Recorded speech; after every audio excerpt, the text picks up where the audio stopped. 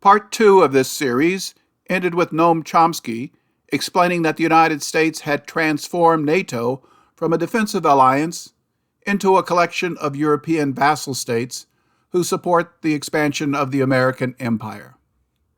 This expansion continued after NATO's 3-week bombing campaign in 1999 failed to force Serbia to agree to allow Kosovo independence.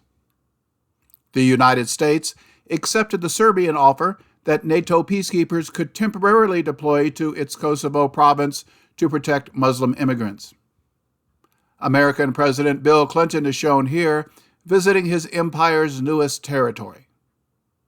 NATO troops found no mass graves or proof of genocide that Clinton had warned about to justify his bombing campaign.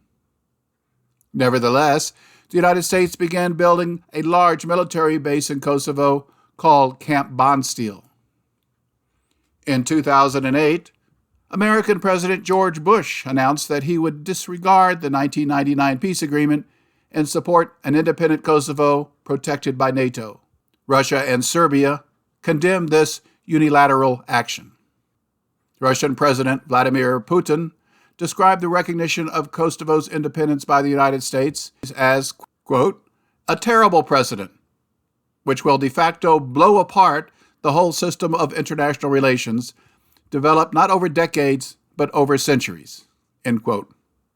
Most nations of the world have not recognized Kosovo, and frictions persist as NATO troops remain at Camp Bondsteel.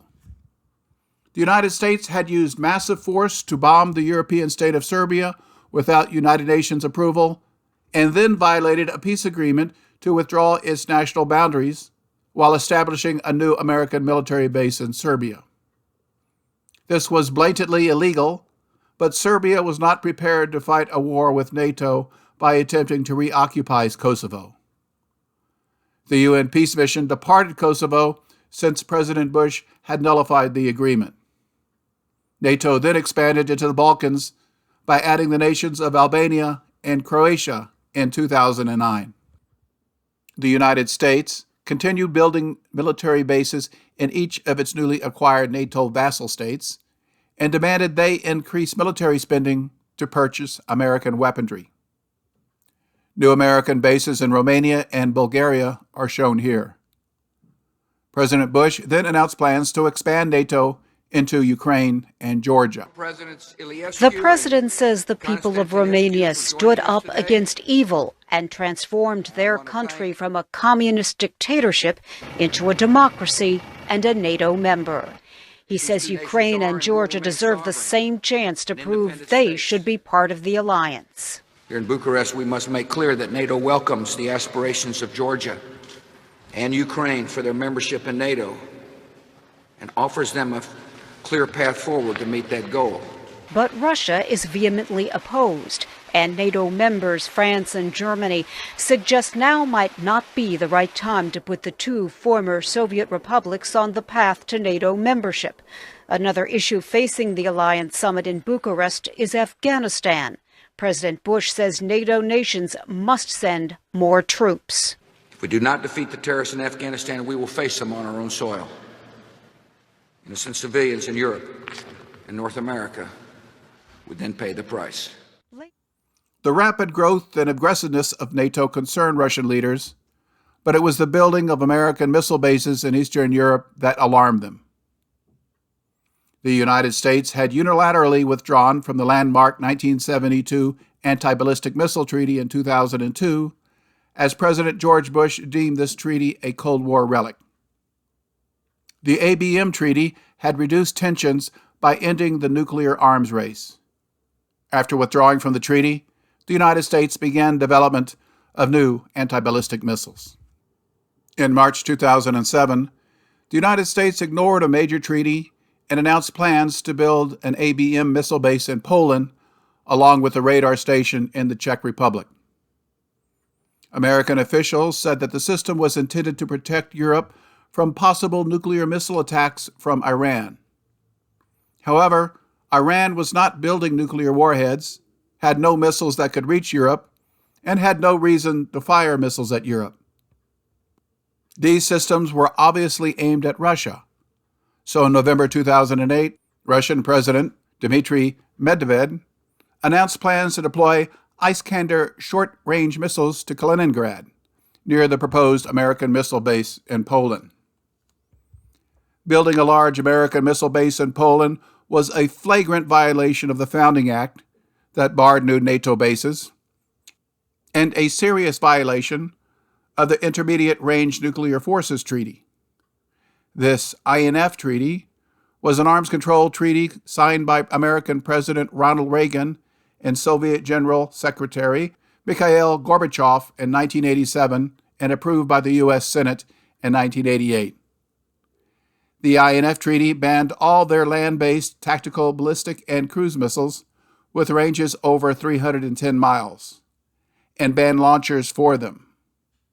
By May 1991, the nations had eliminated 2,692 missiles, followed by 10 years of on-site verification inspections. Building long-range missile launchers in Poland was a clear violation of the INF treaty. A new American president, Barack Obama, soon entered office after promising world peace. In September 2009, he announced this plan for a provocative and illegal missile base was canceled. A few days later, Moscow announced that it would not deploy missiles near Poland. A few weeks later, the world was shocked to hear the Obama administration's new plan for European missile defense. American missile launch systems would be built in Romania and Poland, capable of hitting Moscow with long-range cruise missiles. They assured the world these bases were only for defensive ballistic missiles to protect Europe from Iran. After American President Donald Trump entered office in 2017, he heard complaints from world leaders about the blatant violation of the INF Treaty caused by these two missile bases. The INF Treaty had removed thousands of dangerous missiles from Europe to preserve peace. Pentagon leaders advised Trump to proclaim that Russia had also violated the treaty by building a new missile, although there was no proof that small missiles' range violated the treaty. Trump killed the issue in October 2018 by announcing that the United States would withdraw from the INF Treaty due to Russian noncompliance and complete its new missile bases. The Aegis missile defense system is designed to intercept ballistic missiles fired towards Europe and destroy them in the sky.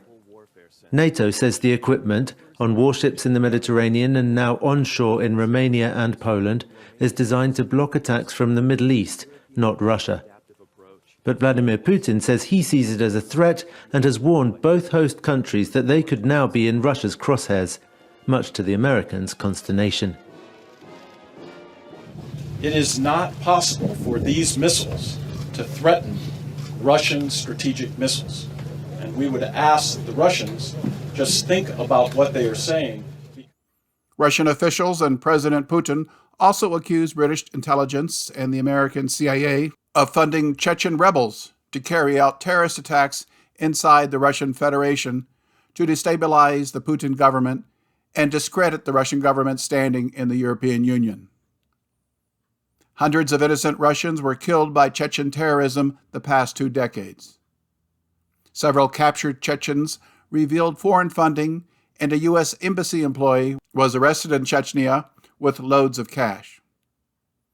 In 2011, NATO demonstrated its new offensive posture with an unprovoked attack on Libya, which had always maintained friendly relations with Russia. The United States spent millions of dollars shipping weapons and Islamic jihadist mercenaries to Libya while blockading and bombing the nation. Libyan gold reserves were plundered and its overseas investments seized. Russian leaders were appalled by this overt aggression that destroyed Africa's most prosperous nation and worried about the growing NATO threat to Russia. The Soviet Union had disbanded and freed Eastern Europe after assurances that NATO forces would not move east. Yet NATO forces gradually moved east and now assembled on Russia's borders and included German troops from a nation that had invaded Russia twice the past century. NATO troops also appeared in Ukraine and in Georgia on Russia's southern border. Russian President Putin appealed to European leaders to stop this madness, noting that efforts for American military domination of all of Europe could lead to war. В Болгарии и Румынии появляются так называемые легкие американские передовые базы по 5000 штыков в каждой. Получается, что НАТО выдвигает свои передовые силы к нашим государственным границам. А мы, строго выполняя договор, никак не реагируем на эти действия. Думаю, очевидно, процесс натовского расширения не имеет никакого отношения к модернизации самого Альянса или к обеспечению безопасности в Европе. Наоборот, это серьезно провоцирующий фактор, снижающий уровень взаимного доверия. И у нас есть справедливое право откровенно спросить, против кого это расширение. И что стало с теми заверениями, которые давались западными партнерами после распуска Варшавского договора? Где теперь эти заявления?